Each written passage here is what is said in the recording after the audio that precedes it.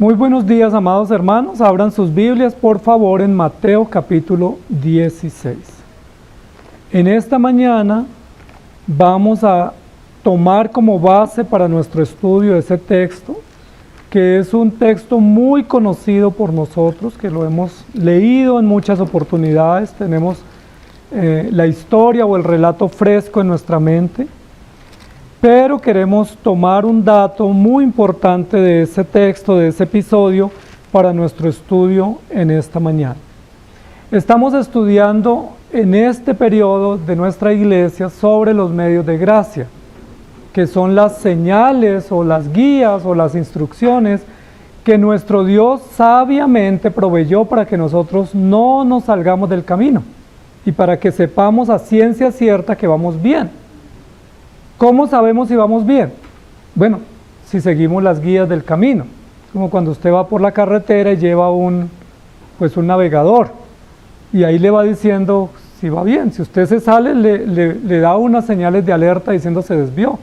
No siguió mi indicación y no va a llegar al destino o va a tomar más tiempo o cosas parecidas.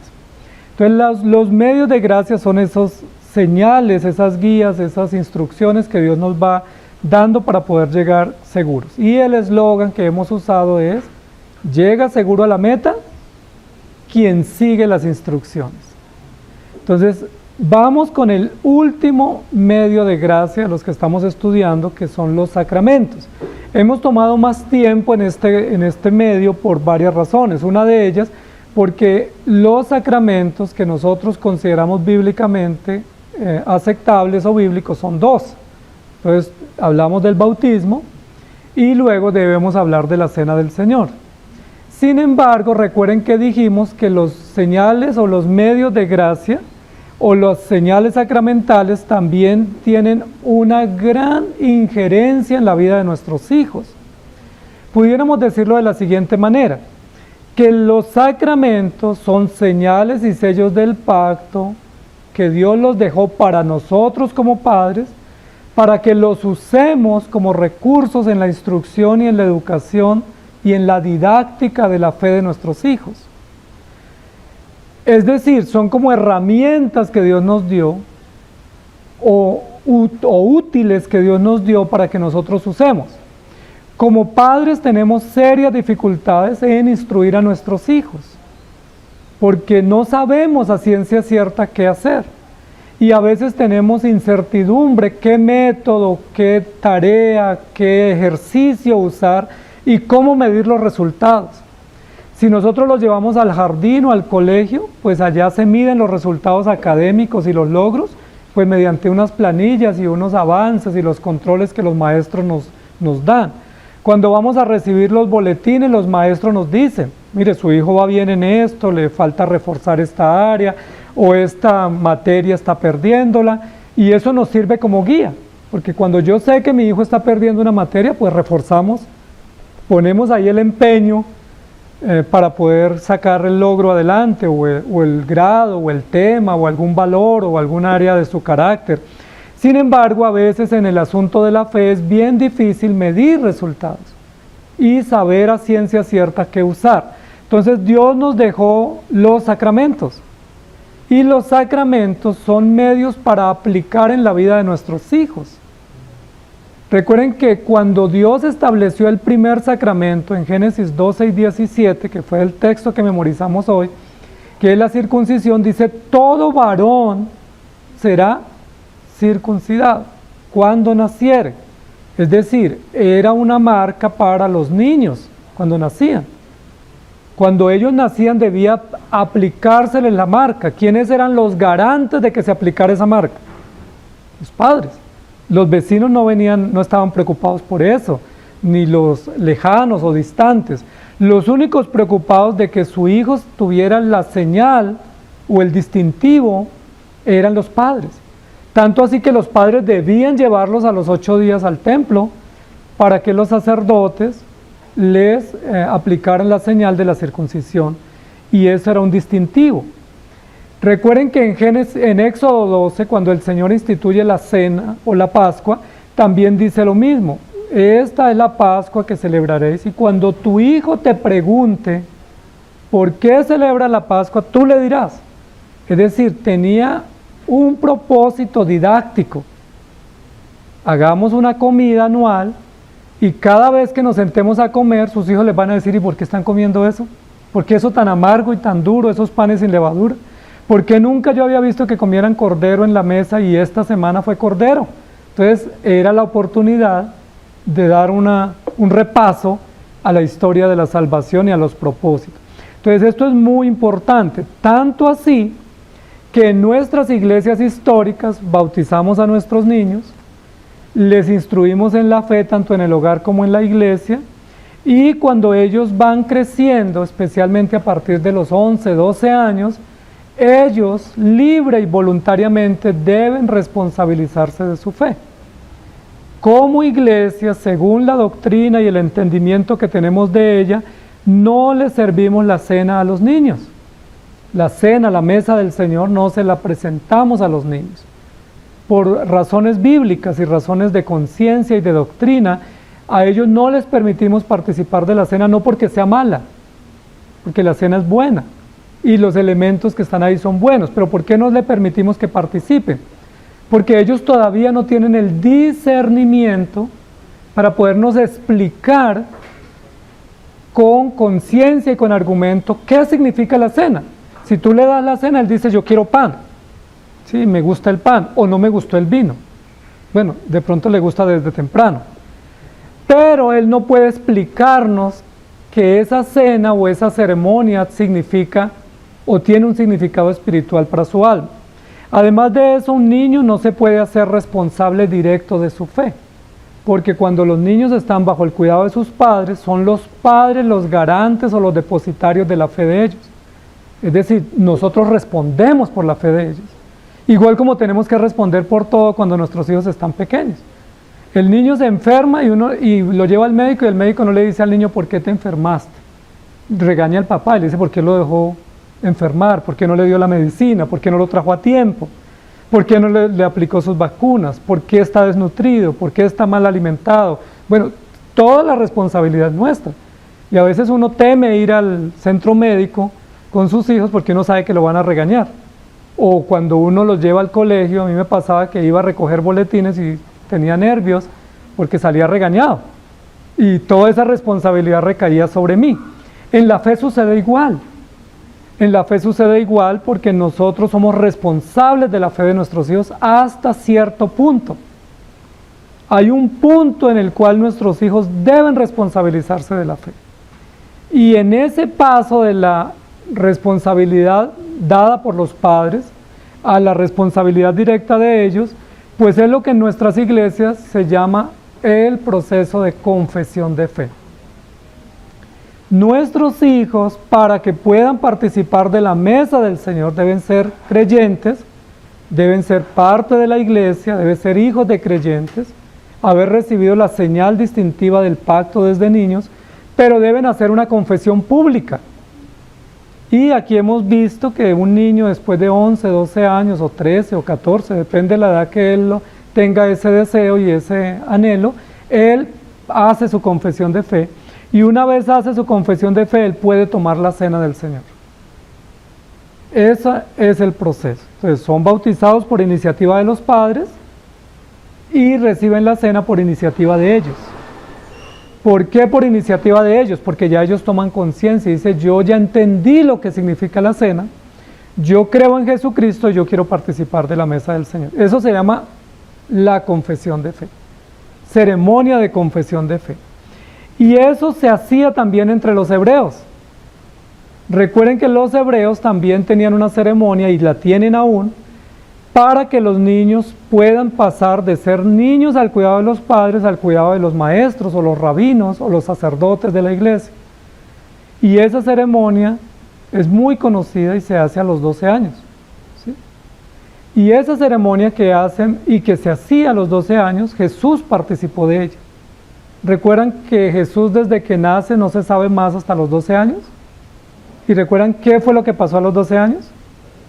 Que fue al templo y como ya tenía 12 años y ya podía participar con los maestros de la ley, se quedó 3 días. y generó toda una angustia y estaba desaparecido y no sabemos dónde está entre la multitud, y Jesús estaba sentado con los maestros de la ley. Y recuerden que cuando María y José le preguntan, ¿por qué nos has hecho esto? Sí, como un reclamo, una censura contra ese niño, él les dice, ¿no sabíais que tengo 12 años? Y que tengo el privilegio y la oportunidad de ocuparme en los negocios de mi padre. Esa ceremonia es muy importante porque era cuando los niños, o es cuando los niños se hacen responsables de su fe. Sucede igual en nuestra iglesia. Sin esa ceremonia es imposible que nuestros hijos criados en hogares cristianos puedan tomar la cena del Señor. Porque nosotros como iglesia y como ancianos requerimos comprobar que ese hijo, que es un hijo de la promesa, se ha hecho responsable de su fe y ha entendido el Evangelio. Literalmente esa ceremonia entre los hebreos, que es el Bar Mitzvah, significaba hijo de mandamientos. Entonces cuando un muchacho o una muchacha jovencita llegaba a los 12 años, hacían esa ceremonia y lo llamaban hijo de los mandamientos. Eso significaba que esa criatura o ese jovencito, a partir de ahí, se hacía responsable público de cumplir los mandamientos de Dios. Y se le debía pedir cuentas directas a él y ya no a los padres. Y él se responsabilizaba de su fe. Eso fue lo que hizo Jesús. Posiblemente José y María, con muy buen cuidado o intención, querían sobreprotegerlo, y Jesús dijo, ya tengo 12 años. Y nuestros hijos, cuando son pequeños, les inquietamos y esforzamos más a los asuntos del reino, la lectura, la oración, la reverencia, pero a medida que ellos van creciendo, nosotros esperamos y queremos y deseamos que ellos se vayan haciendo responsables de su fe. Y eso es lo que sucede y lo que queremos decir. El texto de hoy, Mateo 16, 15 al 18, dice, Él les dijo, ¿y vosotros quién decís que soy yo? Respondiendo Simón Pedro dijo, tú eres el Cristo, el Hijo del Dios viviente. Entonces le respondió Jesús, bienaventurado eres Simón, hijo de Jonás, porque no te lo reveló carne ni sangre, sino mi Padre que está en los cielos. Y yo también te digo que tú eres Pedro, y sobre esta roca edificaré mi iglesia, y las puertas del Hades no prevalecerán contra ella.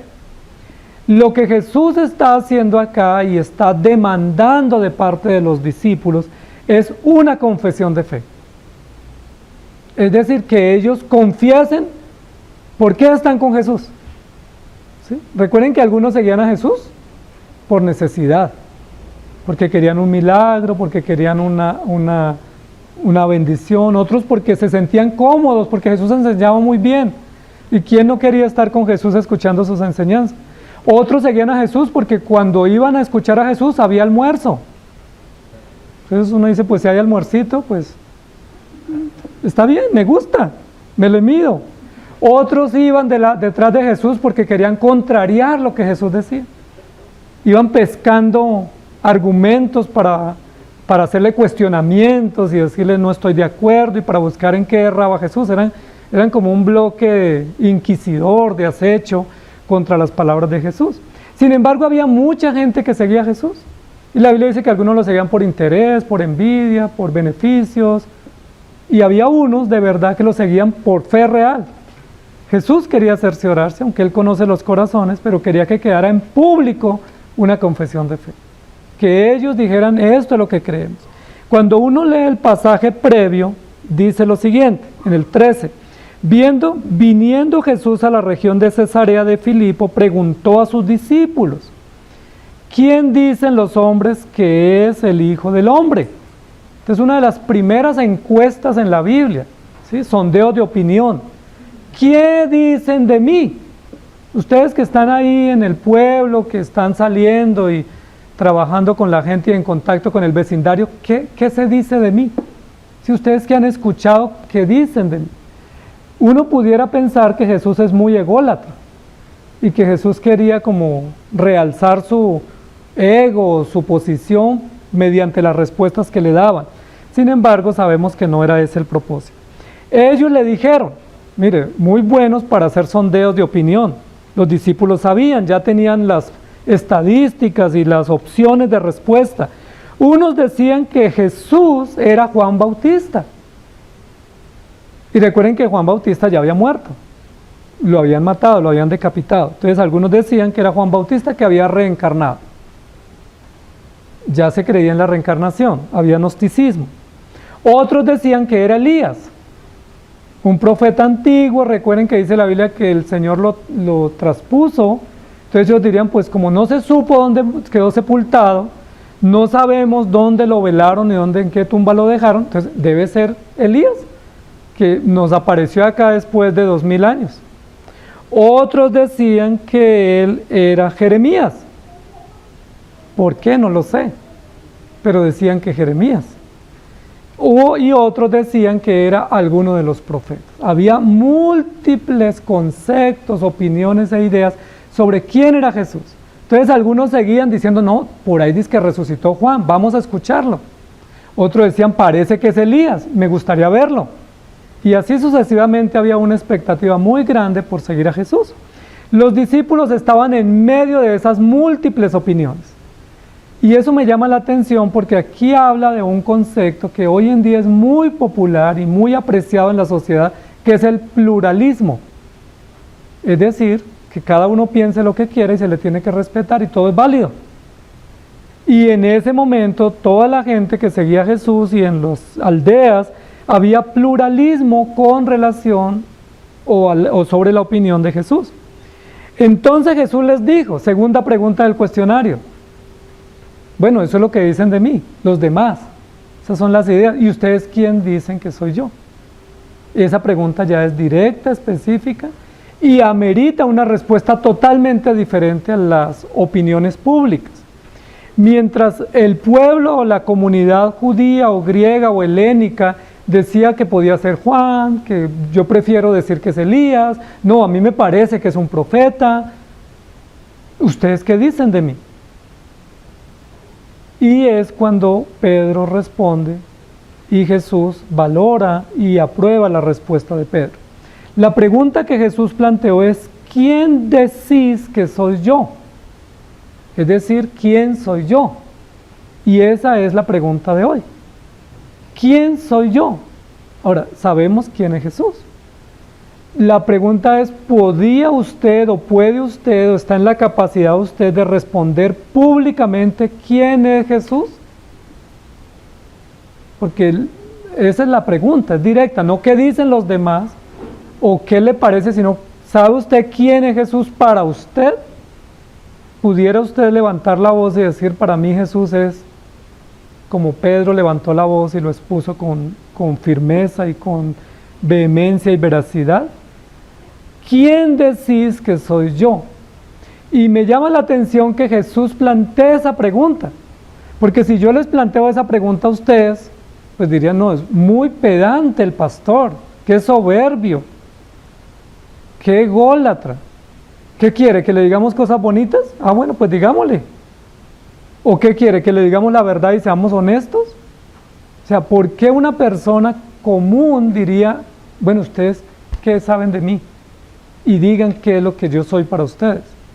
Esa pregunta solo le queda bien a nuestro Señor Jesucristo, porque Él es Dios, y porque Él es santo, y porque Él es el Hijo eterno de Dios, y creador y sustentador de todo, y solo Él pudiera plantear esa pregunta sin que se le censure, o se le cuestione, o se le indique de que Él lo hace por un interés, pues de promoverse, de protagonismo, de tener seguidores, o de que se digan cosas buenas de Él.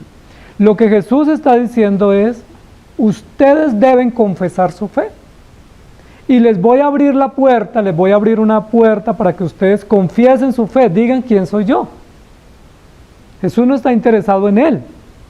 Jesús está interesado en sus discípulos. Si los discípulos que siguen a Jesús constantemente, que están viendo señales y maravillas y que escuchan las enseñanzas de Jesús, no saben quién es Jesús, pues eso es grave. Si ustedes que están hoy aquí escuchando no saben quién es Jesús para ustedes, pues es grave y estamos perdiendo esa materia. Estamos perdiendo el año porque vendríamos cada semana a congregarnos nos llamaríamos cristianos, tomaríamos la mesa del Señor, pero yo no sé quién es Jesús. ¿Sí me hago entender? Jesús está indagando a la conciencia de los discípulos para Jesús probar en público. Jesús lo sabe porque Él es omnisciente y conoce los pensamientos. Pero Él lo quiere demostrar en público que sus seguidores tienen la capacidad, por su propio conocimiento y su propio discernimiento que Dios les da, de poder confesar en público a Jesús. Para confesar a Jesús se requieren muchas cosas. No es simplemente una frase retórica. Para confesar a Jesús se requiere tener fe. ¿Sí? Porque sin fe, esa confesión no tiene valor. Para confesar a Jesús se requiere valor. Porque hay personas que dicen, yo sí creo en Jesús, pero que nadie se entere. Son agentes secretos, ¿cierto? Encubiertos, que dicen, me da mucho miedo, mucha pena y me da vergüenza. Recuerden que uno de esos tímidos cristianos se descubrieron cuando Jesús fue crucificado el día de la crucifixión. 2 discípulos encubiertos, que eran de alto estatus político, creían en Jesús, eran fieles seguidores de Jesús, pero ellos ¿qué decían? Yo prefiero un perfil bajo, si yo prefiero que nadie se entere. ¿Y saben cuáles son, cierto? José de Arimatea y Nicodemo. Nicodemo, la primera vez que se quiso encontrar con Jesús lo hizo de noche, ¿sí? Donde no hubieran cámaras ni nadie se enterara, porque él amaba a Jesús, tuvo un encuentro real con Jesús, pero no quería que la gente se enterara. Y para confesar a Jesús se requiere valor. Porque hay gente que dice, yo sí creo en Cristo, pero guárdeme el secreto. ¿Sí? Que mi familia no se entere que estoy yendo a una iglesia. Que mis compañeros de trabajo no se enteren que yo voy a la iglesia el domingo y leo la Biblia. ¿Sí? Entonces cuando les dicen, tenemos una actividad el domingo, entonces, conmigo no cuenten el domingo. ¿Y eso por qué? No, tengo una reunión. No, diga, yo voy a la iglesia, yo creo en Cristo, mi fe descansa en el Señor y yo tengo un compromiso que no puedo transigir con la fe cristiana y con mi Señor Jesús.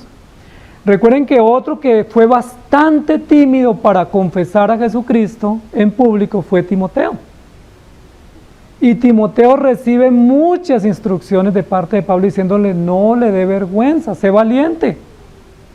No le dé temor, profese su fe en público sin temor, tenga el valor.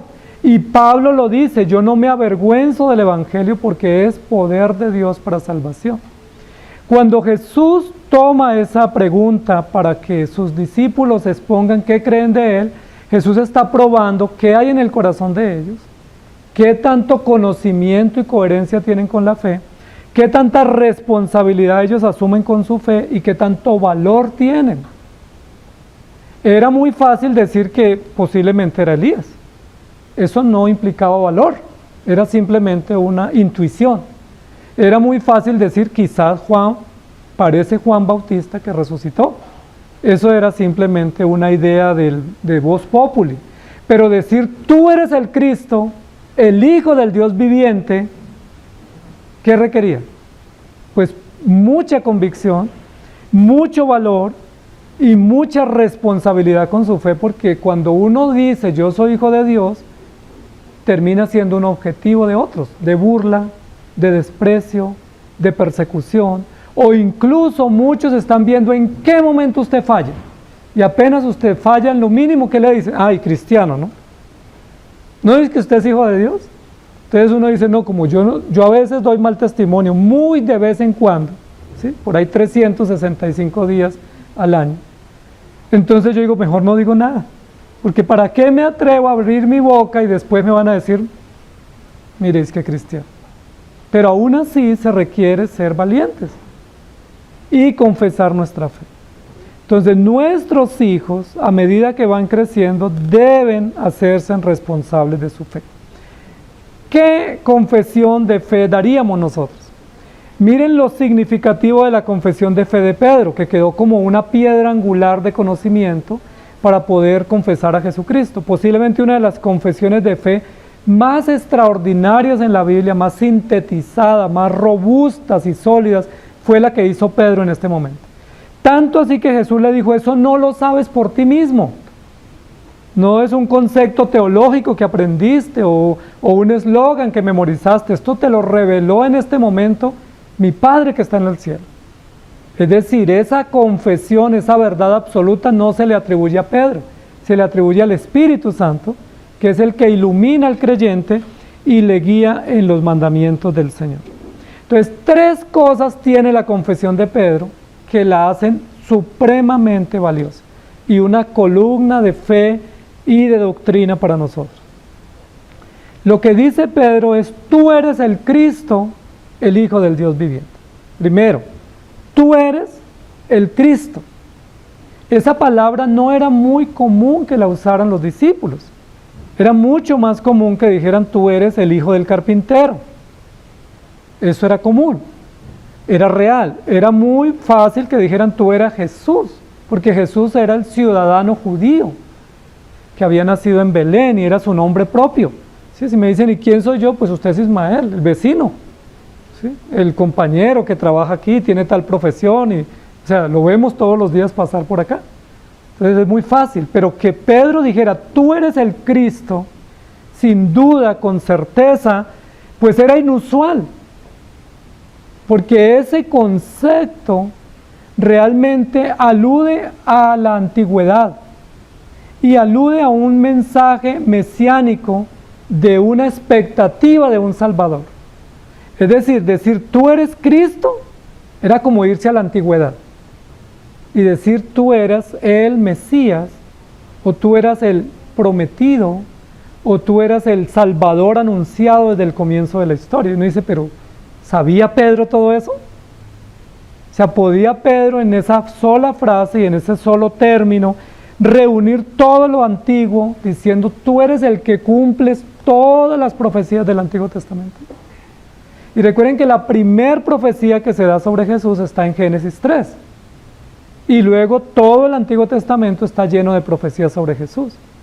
Y había una gran expectativa en todos los judíos, especialmente y hebreos ortodoxos, de cómo sería el advenimiento de ese Mesías esperado. Recuerden que algunos esperaban un libertador político, otros esperaban un rey justo, otros esperaban un rey que dominara toda la tierra, pero que iba a gobernar en Jerusalén. Había mucha expectativa variada, incluso habían escuelas estudiando esas profecías, que se llamaban en la antigüedad las escuelas mesiánicas, o escuelas proféticas, están referidas en Reyes y en Crónicas y también en los profetas. Había escuelas de estudiantes de teología llevando al pie de la letra todas las profecías, poniéndolas en contexto, armonizándolas para ver qué detalles podían encontrar sobre la venida de ese profeta o de ese Cristo o de ese Mesías. Recuerden que cuando Jesús nació, Herodes se enteró y indagó entre los maestros dónde y qué coordenadas había sobre la venida de Jesucristo. Es decir, sí había un interés no muy público, era reducido, de algunos interesados en saber quién era, cómo era y en qué momento vendría. Es decir, sí había una escuela de expectativa sobre el Mesías. Pero la pregunta es, ya él vino. ¿Por qué Pedro, cuando hace su confesión de fe, dice, tú eres el Cristo? Si Pedro hubiera dicho, tú eres Jesús, el Salvador, ¿eso era cierto? Claro que sí, era cierto, pero no hubiera tenido el peso, confesionalmente hablando, que tiene decir, tú eres el Cristo. Porque si Pedro hubiera dicho, tú eres Jesús, pues lo que estaba era diciendo, tú eras el cumplimiento visible o la encarnación visible del profeta o del Mesías esperado, mas no haría alusión a que ese Cristo vendría del cielo y sería el Salvador de los creyentes enviado por Dios. Entonces, cuando Pedro dice, tú eres el Mesías esperado, es una profesión legítima y muy amplia porque se remonta al comienzo de la historia, diciendo desde el comienzo, desde Adán y Eva, todos esperan un Mesías y nosotros lo tenemos y está aquí entre nosotros y eres tú.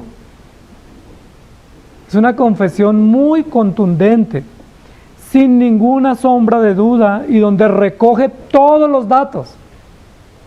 Y esa confesión es valiosa porque reúne todas las verdades. Yo puedo decir que Jesús es Dios, eso es verdad, pero no es toda la verdad. Yo puedo decir que Jesús es hombre, eso es verdad, pero no digo toda la verdad. Yo puedo decir que Jesús es un maestro, eso es verdad, pero no reúne toda la verdad de fe. Pedro, inspirado por el Espíritu Santo, iluminado por él, logró en esa pequeña frase reunir todo sobre Jesucristo. Tú eres el Cristo, es decir, el esperado. Recuerden que en Hebreos 11 dice que fueron muchísimos los que creyeron en el Cristo esperado, pero que murieron sin alcanzarlo a ver. Y casi que se traduce al final de Hebreos como una especie de lamento. Ellos creyeron, esperaron, alzaron sus manos, levantaron su mirada al frente, pero murieron. Y no alcanzaron a ver la promesa cumplida. Casi que es como una especie de fracaso. De decir, bueno, ¿por qué Abraham no pudo ver a Cristo? Tanto que esperó en él y confió en él. ¿Por qué Isaías, tanto que habló de él, no logró ver el cumplimiento?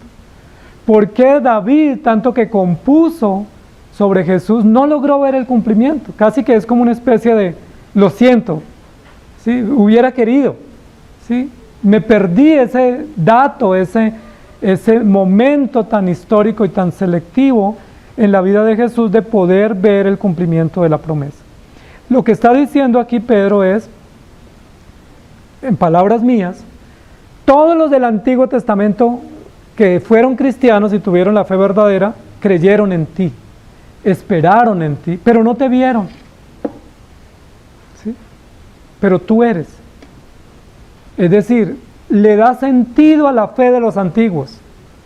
Pedro con esa confesión de fe le da sentido a lo que hizo Abraham, Noé, José, Isaac, Jacob, y la lista es interminable. Hay un pequeño registro en Hebreos 11. Lo que hace Pedro es darle sentido a la fe de ellos. Porque a veces hemos pensado, ¿qué sentido tuvo la fe de Abraham? ¿O qué sentido tuvo la fe de José? ¿O la fe de Jacob? Al final, ¿qué cosecharon? Murieron y fueron a la tumba y no pasó más.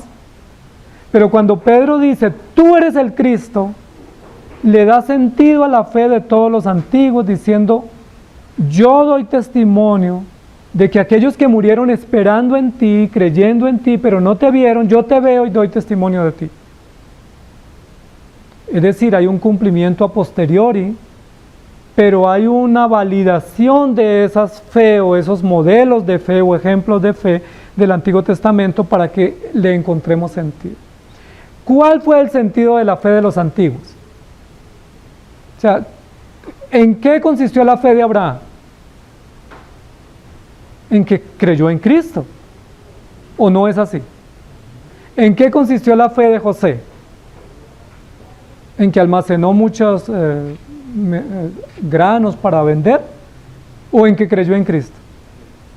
¿En qué consistió la fe de Isaías, de Zacarías, de todos los profetas? En que creyeron en Cristo.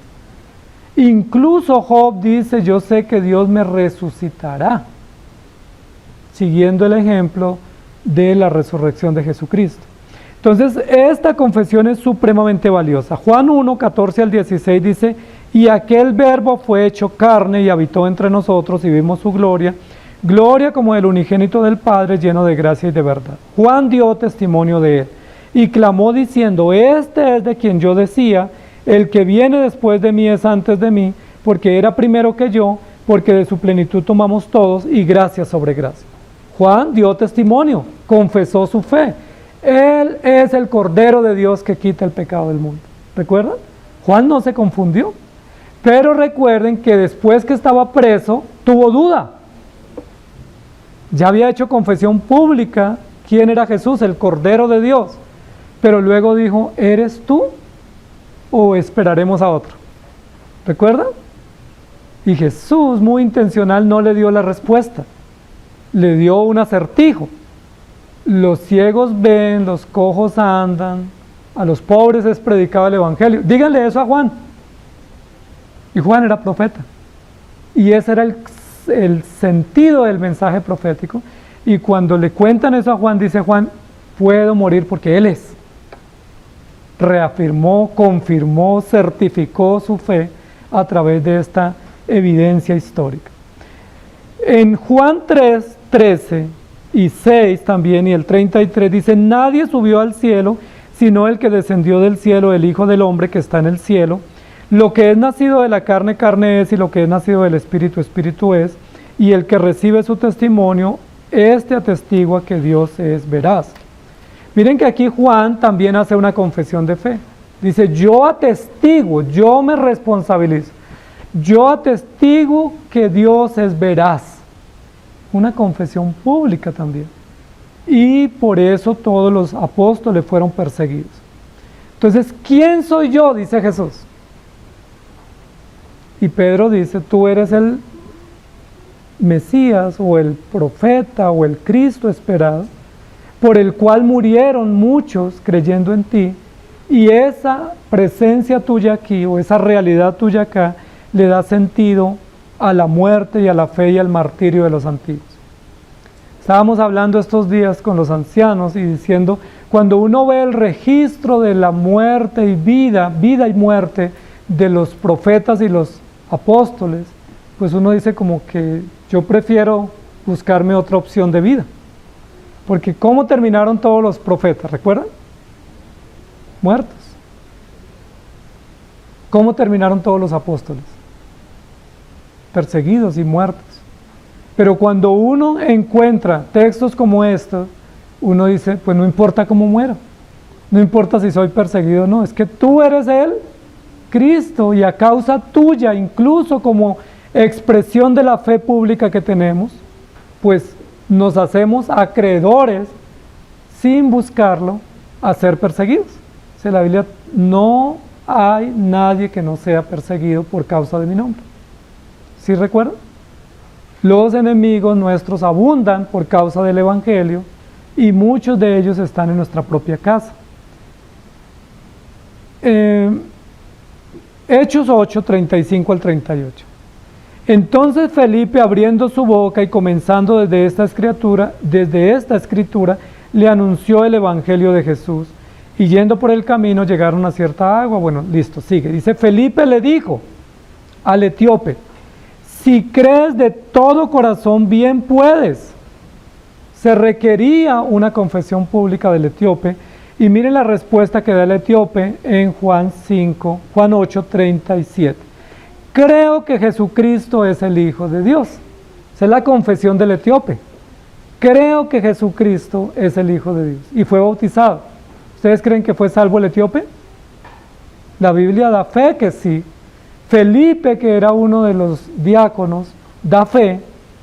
Y Juan lo registra en su escrito siendo un apóstol, dando fe también. Entonces tenemos 3 evidencias, más el ejemplo propio del Espíritu Santo. El de Felipe, el del etíope y el de Juan. El uno pide la confesión y la certifica, el otro la da y Juan la registra. Y el Espíritu Santo inspira todo para decirnos que una confesión genuina es de aquel que se atreve a decir, creo que Jesucristo es el Hijo de Dios. Diga eso usted en la empresa a ver qué pasa. O en el colegio, en la universidad. Párese ahí y diga, bueno, yo creo en Jesucristo, el Hijo de Dios. No hable de esas cosas. Aquí puede decir todo lo demás que cree, pero menos diga que Jesucristo. No mencione a Jesucristo porque el contrato está en juego. Porque podemos decir que creemos en los ovnis, que podemos creer en los extraterrestres, en los humanoides, que podemos creer en la evolución y todos nos felicitan. Que creemos en el aborto, todo lo que creamos, eso es bienvenido. ¿Sí? Si usted dice que cree en Buda, en Confucio, en Tao, la gente dice, uy, ¿cómo así? ¿De verdad? Explíqueme. Pero párese usted y diga, yo creo en Jesucristo. Hagan el ensayo mañana. Y verá que enseguida la gente dice, no nos diga que ya no cree lo que nosotros creemos. Y se molesta. Amados hermanos, se requiere una confesión de fe, no solamente del creyente adulto, sino del niño. Romanos 10, 9 y 10 dice que si confesares con tu boca que Jesús es el Señor y creyeres en tu corazón que Dios le levantó de los muertos, serás salvo.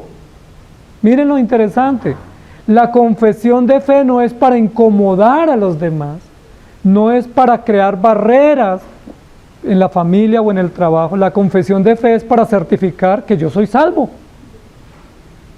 Cuando yo me atrevo a confesar mi fe entre mi familia, en estas temporadas que se avecinan, yo lo que estoy diciendo es yo soy salvo. ¿Ustedes lo son o no? Porque solo pueden ustedes ser salvos si creen en Jesucristo. Y luego continúa, porque con el corazón se cree para justicia, pero con la boca se confiesa para salvación. Ningún creyente que no confiese a Jesucristo en público no puede ser llamado hijo de Dios. Y ninguno de nuestros hijos que no confiese su fe en público no puede tomar la cena. Porque requerimos una confesión pública para que él diga esto es lo que yo creo. Y si él dice yo creo que Jesucristo es mi Señor, pues hay una evidencia pública o por lo menos confesional para decir él es salvo, entonces él es bienvenido a la mesa, es de los nuestros. ¿Sí? Es de los nuestros, porque confesó a Jesucristo. Dice también en 2 de Pedro 2:1, pero hubo también falsos profetas entre el pueblo, como habrá también en Bogotá en el 2023, que introducirán encubiertamente herejías destructoras y aún negarán al Señor que los rescató, atrayendo sobre sí mismos destrucción repentina. Entonces, ¿por qué también es importante una confesión pública? Porque es la forma como sabemos si podemos confiar en esa persona o si esa persona es una amenaza. ¿Sí? Si una persona llega y dice, imagínense ustedes una persona que llegue y diga, bueno, yo vengo a quedarme en su casa, le agradezco la hospitalidad, me siento muy cómodo en su casa y pues le cuento que acabo de salir de la cárcel por robo. ¿Usted le dejaría tranquilo en su casa durmiendo? O imagínense que por ahí me confundieron y estuve preso, es que por una violación, pero pues yo, si quieres, yo puedo ser maestro de niños en la iglesia. ¿Sí me hago entender? O sea, una confesión de fe nos protege también o nos advierte. Porque si llega alguien y dice, es que yo creo que Jesús no es Dios, le decimos, mire, o acepta la verdad o se retira de acá. Porque acá solo estamos los que confesamos a Jesucristo según las Escrituras y solo podemos llamarnos hermanos los que tenemos una fe común y pública. No es una fe encubierta. Si aquí alguien dice, no me pregunten lo que yo creo, pero acéptenme, por favor, imposible. Todos nuestros hijos cuando van creciendo y han tenido un poquito de nervios a los 11, 12 años de encontrarse con los ancianos para una entrevista. Pero los ancianos necesitan saber si nuestros hijos pueden confesar su fe en público. ¿Sí? Y no simplemente que digas que yo quiero tomar la cena, no, pero ¿por qué? ¿Quién es Jesús para ti? ¿Qué eres tú? ¿Qué crees tú de Él? Necesitamos validar esas respuestas. Y en 1 de Juan 2:22 dice, ¿quién es el mentiroso? ¿Quién es el mentiroso? Sino el que niega que Jesús es el Cristo. Otra vez está usando Juan la confesión de Pedro. Es mentiroso el que niega que Jesús es el Cristo, es decir, el que dice que Jesús es un hombre. ¿Conocen algunos? Que dicen, yo sí creo que Jesús es un hombre, yo sí creo que Jesús es un profeta, yo sí creo que Jesús es un maestro por excelencia, pero no creo que Él sea Dios, y no creo que sea el Mesías. Y todavía estamos esperando al Mesías, hay muchos todavía así. Dice, ellos son mentirosos, y mire lo que dice acá la escritura que es más osada. Juan dice, este es anticristo. El que niega al Padre y al Hijo es anticristo. No lo estoy diciendo yo. Lo dice 1 de Juan, capítulo 2, versículo 22. Entonces, cuando yo hago mi confesión pública, es una oportunidad para que el otro se confiese también. Y cuando él dice, no, yo sí no creo en el Padre ni en el Espíritu Santo, ok, no es de los nuestros. ¿Sí? No, yo sí creo en Jesús, pero yo creo que Él se hizo Dios. Ah, no, tampoco es de lo nuestro. Yo sí creo en Jesús, pero creo que Él fue el primer hombre creado. Ah, no, tampoco es de los nuestros. ¿Me hago entender? Porque solo es de los nuestros el que confiesa que Jesucristo es Dios eterno y verdadero y que Jesucristo es la razón de la fe de los antiguos y el cumplimiento histórico del pacto. Y el que confiesa que Jesucristo es verdadero Dios y verdadero hombre. ¿Sí me hago entender? Entonces, ¿quién es Jesús? ¿Quién dicen ustedes que es Jesús? Para ustedes. Pedro dice, tú eres el Cristo. Muy bien. Excelente. Pero luego dice, el Hijo de Dios. Y esa es una segunda parte de la respuesta supremamente interesante, porque ese era otro de los anuncios proféticos de que el Salvador o el Mesías no sería un espíritu, una fuerza, una energía, una esencia, sino un hombre de carne y hueso, que vendría de la realeza davídica o judía y que nacería de una mujer. Todas esas indicaciones, esos señales estaban ya dichas en las profecías, de tal manera que nadie entre los hebreos esperaba un ángel que viniera a salvarlos. Nadie esperaba que fuera como un trueno y una tormenta y fueron salvos. No, todos decían, es el hijo de una mujer y nacerá entre una familia judía o de la tribu de Judá. Todos sabían que venía de la realeza. Había unos datos previos que advertían que no sería un espíritu, ni una fuerza, ni algo magnético, ni etéreo, ni esotérico, sino real, visible.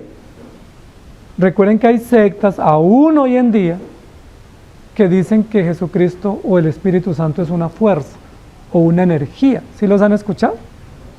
Y que es como una fuerza y un poder y como una electricidad. Incluso hay gente que dice es que cuando yo voy a la iglesia eso siento corrientazos, ¿sí? Y me sube y me baja y se mueve y a mí me da susto, ¿sí? Me da susto porque me parece que es como una sesión mística, como casi esotérica, como extraña. No, ni sube ni baja, ni electricidad, ni fríos, nada.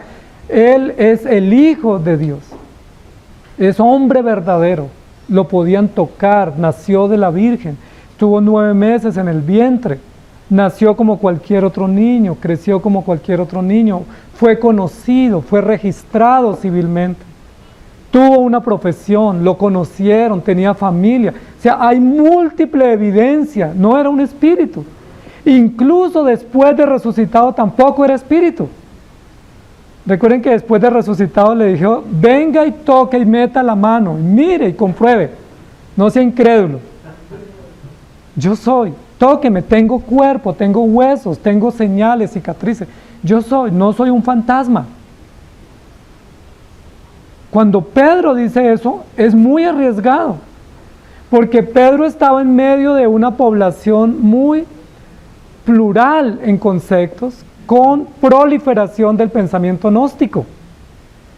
¿Recuerdan cuando vieron los discípulos que Jesús venía caminando sobre el mar? Una madrugada, como después de la medianoche. Cuando lo vieron, ¿recuerdan qué dijeron? Un fantasma.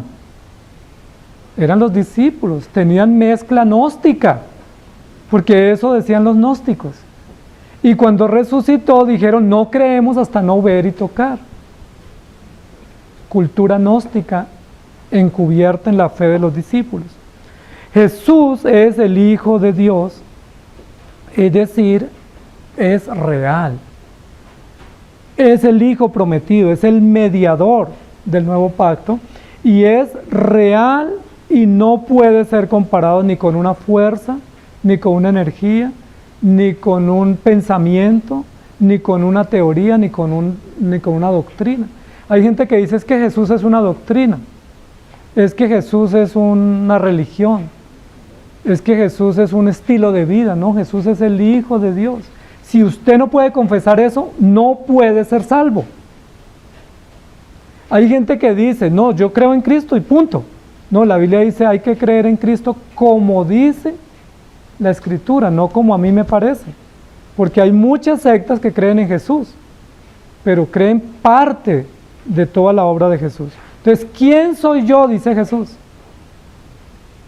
Y Pedro, con la llenura del Espíritu Santo, dice, tú eres el Cristo y tú eres el Hijo de Dios. Es decir, tú eres verdadero Dios, tú eres verdadero hombre. Tú eres venido del cielo, pero tú eres nacido de mujer.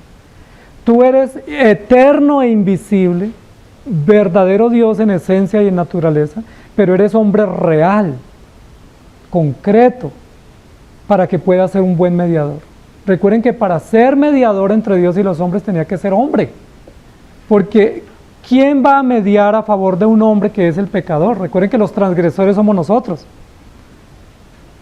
Si quien transgredió fue usted, aquí hay abogados, si quien transgredió fue un hombre, yo les pregunto, ¿se podía llevar a la cruz o a la pena a un ángel? ¿O a un espíritu? ¿No? ¿Quién tiene que ser llevado, bien sea como responsable directo o como sustituto de esa justicia que recae sobre el hombre, que es la muerte? Pues otro hombre. Porque si es un hombre el que pecó, no puede ser crucificado un ángel o un espíritu o un Dios. Para ser mediador se requería que fuera hombre. Santo perfecto, pero hombre perfecto, con todas las condiciones normales del hombre creado, para que pudiera satisfacer las demandas de la mediación. Entonces, cuando Pedro dice, tú eres el Hijo de Dios, tiene un gran reto. Porque recuerden que ninguno de los otros en el sondeo de opinión dijo que Jesús era el Hijo de Dios, ni siquiera de cerca, que era una reencarnación, pensamiento gnóstico, ¿sí? Que era un fantasma, ¿sí? del Juan, que todo el mundo quería ver muerto, porque Juan era pues el terror de los gobernadores y de los adúlteros y de los pecadores. Juan se metía con los extorsionistas, se metía con los traquetos, se metía con los ladrones, con los adúlteros y les daba de frente, arrepiéntanse o si no, perecerán. La gente quería que Juan se muriera, tan así que buscaron una excusa muy oportuna para quitarle la cabeza. Y otra vez resucitó, no puede ser. Pero Pedro se arriesga, y amados hermanos, confesar la fe implica valor, pero también riesgo. Y quien se arriesga a confesar su fe, se expone al riesgo, pero también valida su fe, enaltece su fe, honra su fe. ¿Sí? ¿A ustedes les daría pena decir quién es su papá y su mamá? ¿Sí? Si usted le preguntan, ¿y su papá? ¿Sí? No, pues, bueno, no me pregunte eso. Ahora, ¿cómo dar vergüenza o darnos vergüenza a nosotros confesar quién es nuestro Dios, es nuestro Salvador? Todo lo que tenemos viene de Él. No hay absolutamente nada que tengamos que no venga de Él. Y no tenemos el valor o el coraje de decir, yo creo en Él, yo le sigo, yo lo sirvo, yo me guío por sus mandamientos. Se requiere valor, porque hoy en día se requiere más valor para decir la verdad que para decir mentira. Todos los que creen mentiras y falacias salen y gritan y lo proclaman a los cuatro vientos y son tendencia. Pero diga usted que usted es cristiano y la gente se burla. Pero aún así se requiere valor. La confesión de fe. El Hijo prometido. Gálatas 4:4 dice, pero cuando vino el cumplimiento del tiempo, Dios envió a su Hijo, nacido de mujer y nacido bajo la ley. Eso es una verdad que Pedro confiesa en su declaración. Y Hebreos 4:15 dice, porque no tenemos un sumo sacerdote que no pueda compadecerse de nuestras debilidades, sino uno que fue tentado en todo según nuestra semejanza, pero sin pecado. O sea, si Cristo es un espíritu, discúlpeme, no nos sirve. Si Cristo es una fuerza, no nos sirve. Si Cristo es un ángel, no nos sirve. ¿Cuándo se hace eficaz para mediar, para esperanza y consuelo nuestro? Cuando afirmamos y creemos que Él es verdadero hombre. Ahí hay eficacia. Ahí hay identificación y ahí tiene sentido la mediación. Juan 6:68, Pedro de nuevo. Le respondió Simón Pedro, ¿y a quién iremos? Si solamente tú tienes palabras de vida eterna. Noten lo siguiente. Cuando se hizo el sondeo en la primera pregunta de la encuesta, hubo 4 opciones de respuesta. No hubo una verdad, hubo simplemente ideas. La gente opina esto, otros opinan otro. Pero cuando se pregunta, ¿quién soy yo? ¿Cuántas opciones de respuesta deben haber? Solo puede haber uno. O sea, solo puede el cristiano decir, tú eres el Cristo, el Hijo del Dios viviente. Si dice otra cosa, no es cristiano. O como dice la Escritura, no le ha amanecido. Está en tinieblas. Entonces es importante confesar nuestra fe. Tito 1:16 dice, profesan conocer a Dios, pero con los hechos lo niegan, siendo abominables y rebeldes, reprobados en cuanto a toda buena obra. Pero miren cómo continúa la confesión. ¿Quién soy yo? Tú eres el Cristo, valida la fe y el cumplimiento eterno de Dios prometido viniendo del cielo. El Hijo de Dios, es decir, el hombre encarnado y de la dinastía davídica, que en realidad puede ser mediador a favor nuestro, pero ahora le incluye el Hijo del Dios viviente. Y esa expresión es muy importante para la confesión, porque no es solamente verdadero Dios, verdaderamente hombre. Obviamente eso es verdad, pero si no se complementa diciendo que es el Cordero inmolado o el Hijo viviente, es decir, que vence la muerte, que ofrece y beneficia a sus seguidores con vida eterna, pues no hemos complementado la definición correcta de la fe. Él es Dios, correcto. Él es hombre, correcto, pero además de ser verdadero Dios y verdadero hombre es el enviado de Dios para la salvación de su pueblo. El que derrotó la muerte y el que nos ha regalado vida eterna y vida en abundancia. Si esa parte no se dice, no hay una confesión completa. Entonces, ¿qué podemos decir sobre Jesús? Que Él es el Dios, que Él es el mediador, pero que Él es el Cordero.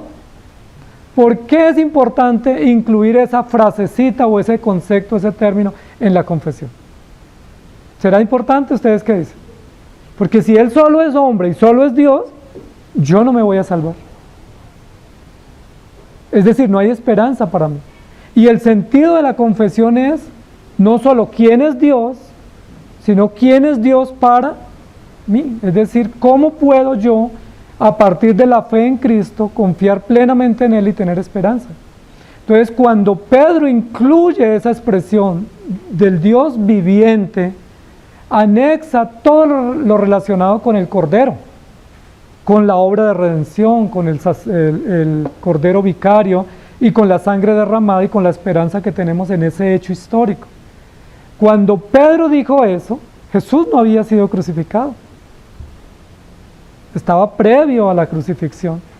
Y recuerden que por eso es interesante, porque Pedro se arriesgó a decir, tú vas a morir por nosotros. Y yo creo eso. Dice, ¿sí? Y Jesús dijo, eso es cierto. Eso no te lo reveló carne ni sangre. Pero luego Jesús les dijo, voy a morir. 3 veces les anunció. ¿Y quién fue el que más se opuso? Pedro mismo. Pedro mismo fue el que se opuso cuando Jesús les dijo, es necesario que yo vaya y muera y resucite al tercer día. Pedro dijo, no se le ocurra eso. No diga nada. No queremos. Si tenemos que morir en tu reemplazo o defenderte y sacar la espada y cortar oreja, lo hacemos. Pero Pedro, que confiesa tan elocuentemente su fe, cuando tuvo que responsabilizarse de su fe, perdió el año. ¿Sí me hago entender? Tú eres el Cristo, amén. Pero cuando tuvo que orar, no oró. El Hijo de Dios, y eso es verdad, y el inmolado que dará su vida para nuestra salvación. Dice, qué gloriosa declaración.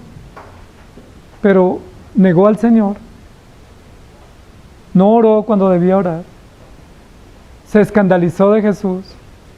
Cuando Jesús dijo que iba a morir, ya su fe cambió de opinión, ¿sí? Entonces miren lo interesante, amados hermanos, porque la fe no solamente se confiesa y se cree, la fe tiene que demostrarse.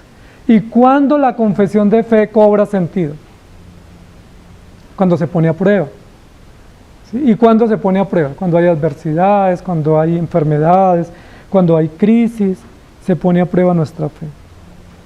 Miremos unos textos por acá, quiero mirar rápidamente. Natanael, ¿se acuerdan de Natanael? Otro de los apóstoles. Natanael hizo una confesión de fe muy interesante sobre Jesús, Juan 1:49. Respondió Natanael y le dijo: Rabí, tú eres el Hijo de Dios, tú eres el Rey de Israel. Parece que ahí hay como derechos de autor, ¿cierto?, de la confesión de Pedro. Natanael antes, cuando Jesús estaba conformando sus discípulos, llamándolos, había hecho semejante confesión: tú eres el Hijo de Dios, tú eres el Rey de Israel. Valiosísima, pero le faltó dos detalles para que tuviera la elocuencia que tuvo y la consistencia de la de confesión de Pedro. Le faltó decir que Jesús era Dios, y le faltó decir que Jesús era Salvador. Menudo problema. Solo dijo: tú eres el Hijo de Dios, de la dinastía, y vas a reinar. ¿Por qué dijo eso Natanael? Porque Natanael era de los discípulos más nacionalistas que había. ¿Sí? De ese espíritu nacionalista y patriótico, y todo lo que sea para favor de nuestro país, bienvenido. ¿Sí? Con este país hasta el final. Morimos con la bandera en alto y con las botas puestas. Y Natanael hizo una confesión cierta, pero mutilada, porque solo dijo: tú eres el Hijo de Dios, es decir, eres el hombre de Dios, enviado para reinar y librarnos de la opresión. ¿De cuál opresión pensaba Natanael? De la opresión romana, no de la opresión del pecado. Miremos la confesión que está en Juan 11:27. Le dijo: sí, Señor, yo he creído que tú eres el Cristo, el Hijo de Dios, que has venido al mundo. ¿Se acuerdan quién hizo esa confesión? Una de las hermanas de Lázaro. Claro, Señor, yo he creído. ¿Y qué creo? Que tú eres el Cristo, el Hijo de Dios, que has venido al mundo. ¿Qué le faltó? Tiene dos partes supremamente reales, valiosas. Eres hombre, eres Dios, verdadero hombre, pero ¿qué le faltó en esa confesión para que pudiera ser exaltada y promovida como la confesión de Pedro? Le faltó el pedacito de la muerte y la resurrección y en la crucifixión de Jesucristo. ¿Por qué los discípulos no se atrevían a decir eso? Porque nadie esperaba que la salvación viniera por un cordero muerto. O sea, si yo no hice nada en vida, el día que muera, pues ya no hay nada que hacer. Pero el plan de redención es que Jesucristo todo lo hizo al morir y al resucitar. Que realmente toda la eficacia del plan consiste en la muerte y en la resurrección, no en los hechos previos. Y también porque por los apegos que tenemos a nuestros seres queridos, pues no queremos admitir que van a morir. Cuando uno se enferma, cuando alguien de la casa o la familia o cercano se enferma, uno no dice: seguro se va a morir. ¿Uno qué dice? No, yo creo que se va a sanar. Bueno, y está bien esa fe, y está bien buscar los medios, pero ¿y no se puede morir también? Se puede morir. Se puede morir. Y yo me puedo morir, y todos nos podemos morir, y nos debemos morir, y es necesario estar preparados para ese momento. ¿Por qué Pedro, cuando Jesús le dijo: es necesario que yo muera? Pedro dijo: no, Señor, no hablemos eso. Cambiemos de tema. ¿Por qué cuando Jesús fue a la casa de Marta y María y Lázaro, en el episodio justo de la resurrección de Lázaro, que era una evidencia del poder de Jesús para resucitar, María y Marta confiesan su fe diciendo: yo creo que tú eres Dios porque resucitó a mi hermano? ¿Sí? Tú eres un teso, eres el esperado, pero ¿por qué no se atrevió a decir: y tú vas a morir para perdonar nuestros pecados? porque no admitían eso. Recuerden que la Biblia dice que lo amaban demasiado a Jesús, con un amor muy genuino, y nadie podía admitir que Jesús, siendo tan joven e inocente, pudiera morir de la manera como murió. Eso no lo admitía nadie. Primera de Timoteo 6:12. Pelea la buena batalla de la fe, echa mano de la vida eterna, a la cual asimismo fuiste llamado habiendo hecho la buena profesión de fe delante de muchos testigos. Miren lo interesante. ¿Timoteo hizo la confesión de fe? Claro que sí, ante el presbiterio, posiblemente a los 12 años, según la tradición. Hizo su confesión de fe, dijo: yo creo en Cristo, esa es mi fe, lo voy a seguir. Fue admitido dentro de la comunión pública de la iglesia, pero aquí recibe un llamadito de atención así muy amoroso, de esos que Pablo nos da, ¿sí? Pablo es muy bueno para hacernos llamados muy amorosos y dice: bueno, hombre, si usted confesó su fe, pues entonces pelea la batalla de la fe. O sea, ¿de qué sentido tiene que haya hecho una confesión a los 12 o 15 años si ahora está cobarde y no tiene el valor para confesar su fe en público? O sea, confirme su fe con hechos. ¿Cómo lo tiene que hacer? Pelea la buena batalla, echa mano de la vida eterna, porque para eso fuiste llamado. Yo creo que ahí Timoteo estaba como un poquito bajo de nota, ¿cierto? Así como cuando uno amanece, que amanece y le dura esa amanecida como un año, diciendo uno: es que no sé qué hacer, es que me siento como desanimado, es que no sé si seguir el evangelio o no, no sé si Dios es real para mí o no. ¿Y qué le dice Pablo? Olvídese de esas ambivalencias. Usted hizo su confesión de fe, pues atestigue su fe. Pelea, lucha, defiende, promueve, proclama su fe en público, porque para eso fue llamado. O si no, pues diga. Recuerde que es Pablo el que le dice a Timoteo: es que usted es un soldado. Y los soldados son de chocolate, de goma, ¿de qué son los soldados?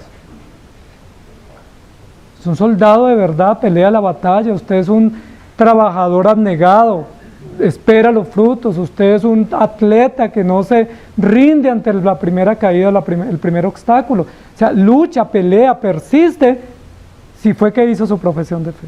Entonces, amados hermanos, ¿quién es Jesús? ¿Ya respondieron? Bueno, no se peguen ahí a la respuesta de Pedro, pero no puede ser distinta tampoco, ¿cierto? ¿Quién es Jesús? Jesús es Dios eterno, revelado a través de Jesucristo, el Hijo de Dios, y muerto y crucificado y resucitado para nuestra salvación. Lo dicen muy bien nuestros catecismos. ¿Sí? Murió y resucitó en nuestra esperanza, tanto en la vida como en la muerte.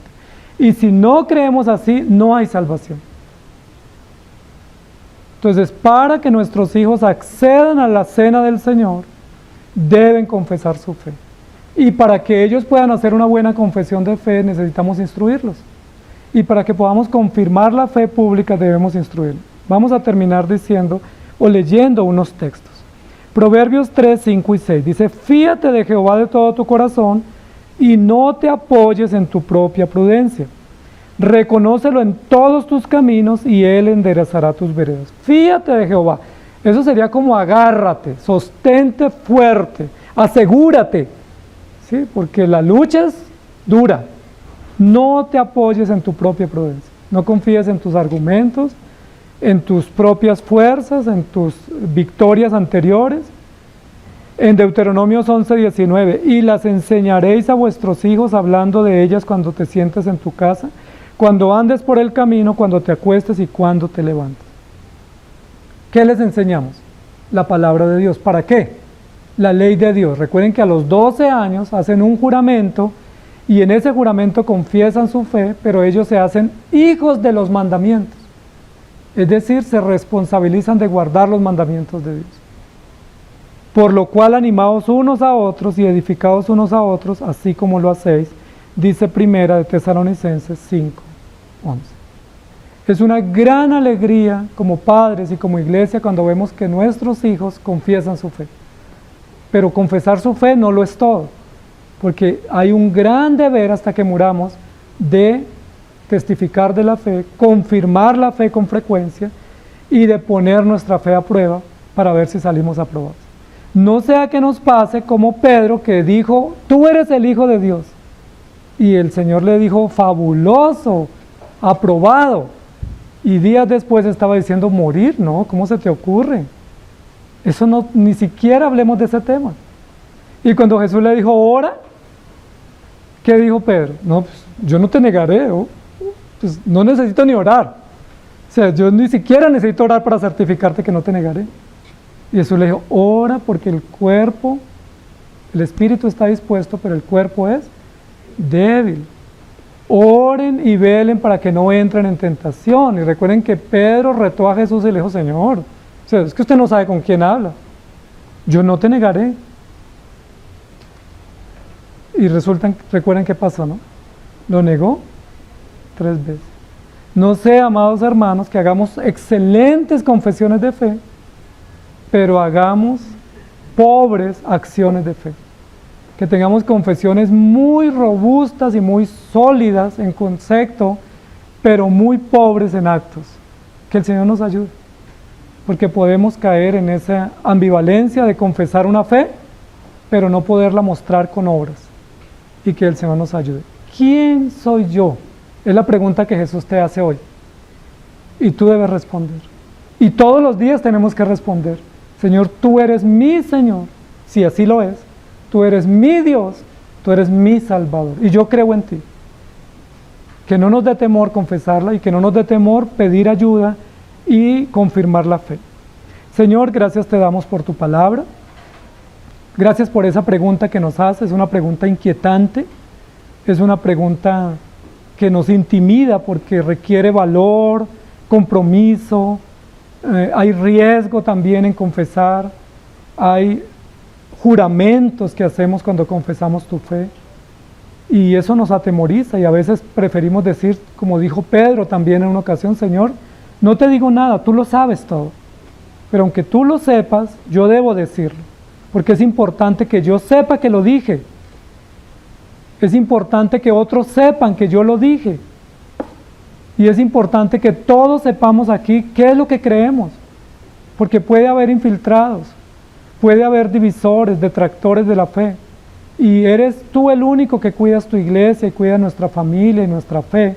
Pero nosotros como guardianes de la doctrina debemos verificar qué creen los que llegan y qué creen nuestros hijos. No sea que sirvamos la mesa a incrédulos, o no sea que le llamemos hermano al que no es hermano. Y si lo hacemos sin conocimiento, no habría problema, pero si tenemos conocimiento, estaríamos obrando sin sabiduría, y por eso pedimos tu guía. Ayúdanos, por favor, a todos como creyentes, a nuestros hijos, a nuestros jóvenes, a los adultos, ayúdanos a confesar la fe y confirmar esa fe confesada todos los días con actos, con obediencia, con consagración, y que tú nos ayudes, porque en realidad tú eres el Cristo, el Hijo del Dios viviente. En el nombre de Jesús, amén. Que el Señor les bendiga, queridos hermanos.